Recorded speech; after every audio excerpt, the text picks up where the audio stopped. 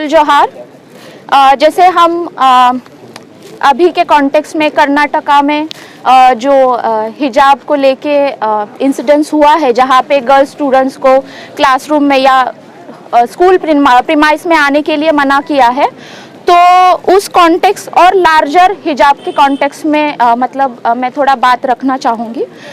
जैसे कि मतलब ये पर्टिकुलर इंसिडेंस एक अटैक ऑन ऑटोनॉमी राइट और एक आइडेंटिटी ऑफ मुस्लिम विमेन को इस कॉन्टेक्स्ट में देखा जाना ज़रूरी है, क्योंकि ये जो पैट्रियार्कल लॉ है तो ये कंट्रोल करने की कोशिश कर रहा है कि किस तरह से विमेन ने कपड़े पहनने चाहिए, किस तरह से नहीं पहनने चाहिए।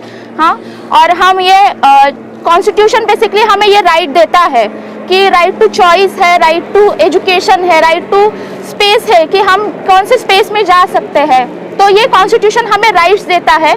और ये जो सरकार बैठी है, स्पेशली राइट विंग सरकार, तो वो हमारे हक छीनना चाहती है। जैसे कि तेलंगाना में सीएम ने, जो राव सीएम है, उन्होंने बोला है कि हमें रीराइट कॉन्स्टिट्यूशन करना चाहिए। तो ये जो उनका बढ़ रहा है, ये जो कॉन्फिडेंस आ रहा है, तो ये कहाँ से आ रहा है? तो ये बेसिकली ये जो यहाँ की ब्राह्मणिकल सिस्टम है, तो ये उनको कॉन्फिडेंस दिला रही है कि हाँ, आप जो कर रहे हैं सही कर रहे हैं। तो इसके खिलाफ जो मुस्लिम स्टूडेंट्स खड़े रहे हैं, जो मार्जिनलाइज सेक्शंस के लोग खड़े हुए हैं, तो उनका स्ट्रगल जानना बहुत ज़रूरी है।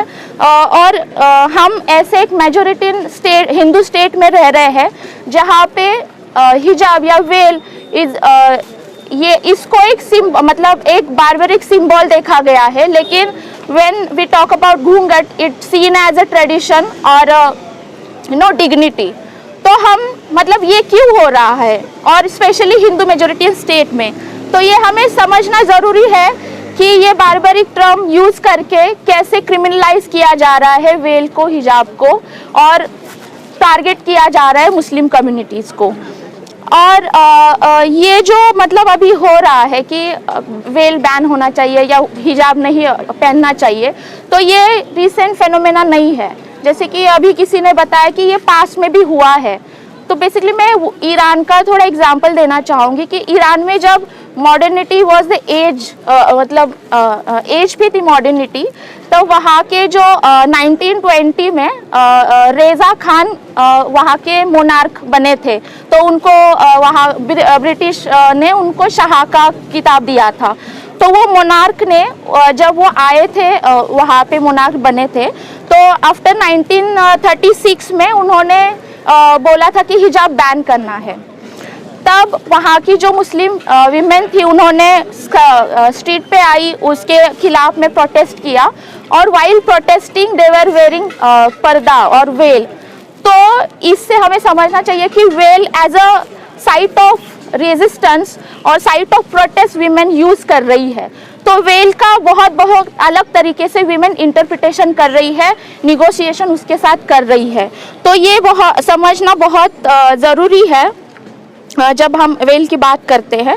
और स्पेशली जब हम वेल या हिजाब की बात करते हैं, तो उसको बाइनरी में ही बात मोस्टली किया जाता है कि बैड है या गुड है। तो ये करते ना हुए विमेन उसको किस तरह से इंटरप्रेट कर रही है। जैसे कि फर्स्ट जिस स्टूडेंट ने बात रखी, तो उसने अपना एक्सपीरियंस शेयर किया कि उसको किसी ने इम्पोज नहीं किया, वो उसका खुद का चॉइस था। तो हम जब ये विमेन की वॉइस सुनते हैं, जब विमेन के एक्सपीरियंस सुनते हैं, वो किस तरह से इंटरप्रेट करती है, किस तरह से री इंटरप्रेट करती है, तो वो समझना बहुत ज़रूरी है, ना कि उसको एक बैड और गुड प्रैक्टिस में डाइकोटोमी में समझने की कोई ज़रूरत नहीं है। विमेन की यहाँ पे वॉइस बहुत मैटर करती है, क्योंकि जब नेशनलिज्म की बात आती है, कास्ट, रिलीजन की बात आती है, तब विमेन के क्वेश्चन को बहुत साइडलाइन किया जाता है, उनके वॉइस को सप्रेस किया जाता है। फिर भी विमेन अपना वॉइस उससे रेजिस्ट करने के लिए वॉइस उठाती है। इसलिए वॉइस सुनना बहुत ज़रूरी है, ये एक्सपीरियंस सुनना बहुत ज़रूरी है, बिकॉज दीज एक्सपीरियंसेस और voices are not merely experiences और voices, but these are challenges to these unequal power structures, unequal society। और यहाँ की जो ब्राह्मणिकल पैट्रियार्की सिस्टम है, तो उसको वो चैलेंज कर रही है।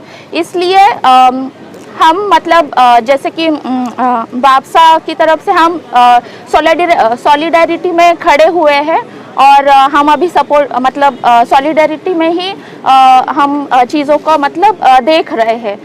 और ये मतलब ये बात ख़त्म करते हुए मैं रुकना चाहूँगी यहाँ पर।